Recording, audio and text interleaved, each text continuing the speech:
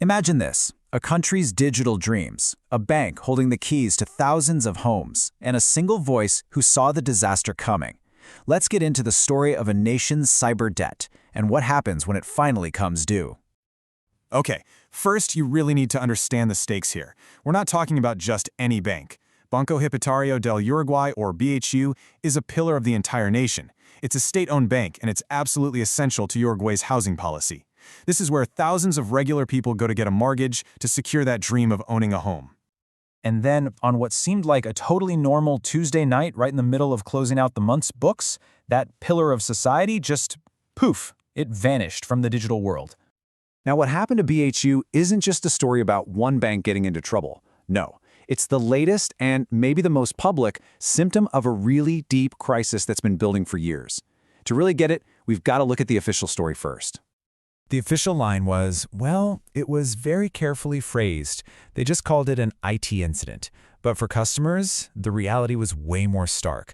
The entire bank network shut down. Their website and email offline. You couldn't even make your mortgage payment at an external kiosk. And maybe the most worrying part, absolutely no timeline for when things might get back to normal. Just silence.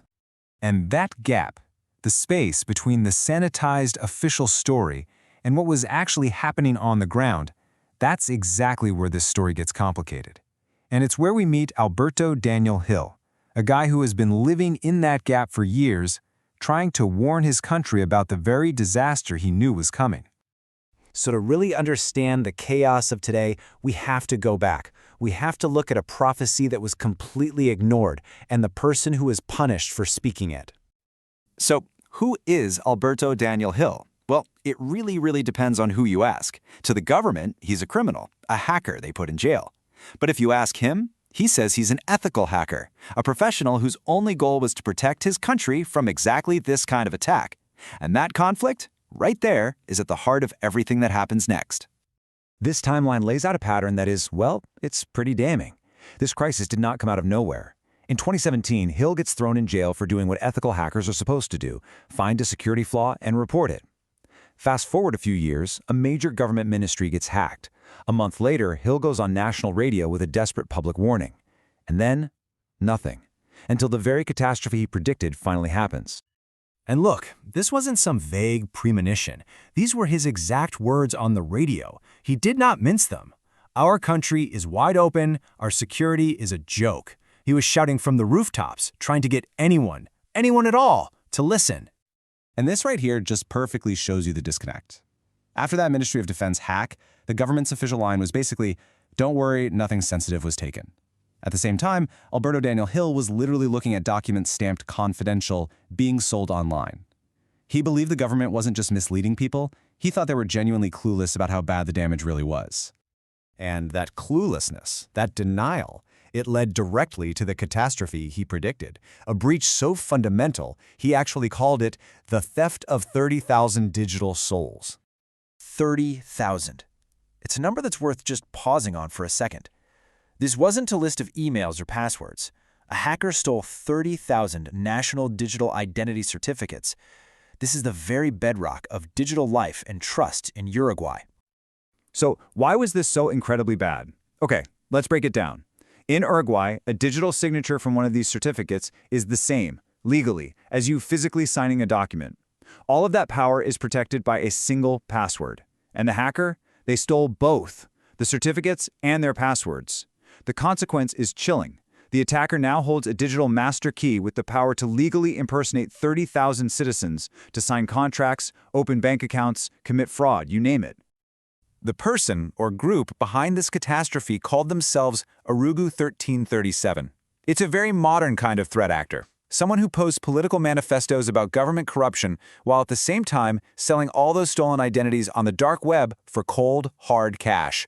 It's activism as a cover for profit. You know, a disaster like this doesn't just happen out of the blue. It was the result of building a digital nation on what Hill calls a foundation of sand, built on old systems, unpatched software, and a culture of just ignoring the risks.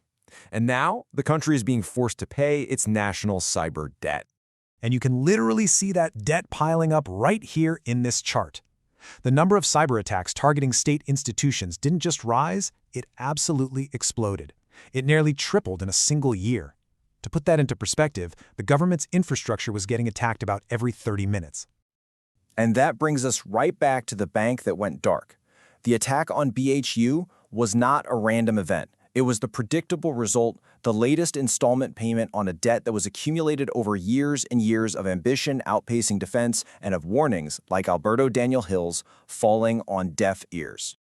Now, while officials have been really tight-lipped just calling it an IT incident, we can ask a really critical question.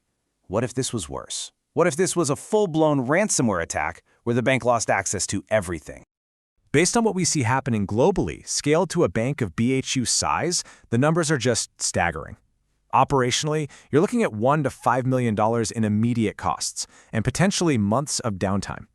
Financially, that could balloon to over $27 million in total costs. But the human impact, that's where it really hits home. Tens of thousands of mortgage holders unable to access their accounts, their financial lives just thrown into chaos. So ultimately, this isn't about one hacker or one piece of bad software. It's about a deep systemic rot. You have a country that raced to go digital without investing in defense. It has a critical shortage of trained cybersecurity professionals, and the jailing of Alberto Daniel Hill, it created a chilling effect. And this is the key takeaway. When you criminalize ethical hacking, you create a nation of silent witnesses, because the laws are so outdated they literally can't tell the difference between someone trying to help and someone trying to cause harm. And this brings us to the final, really unsettling question that Hill himself posed. We focus this whole story on Uruguay, but as he asks, when ambition gets too far ahead of defense, when warnings are ignored and the people trying to help are punished, isn't every single country that's racing into a digital future at risk of the exact same collapse?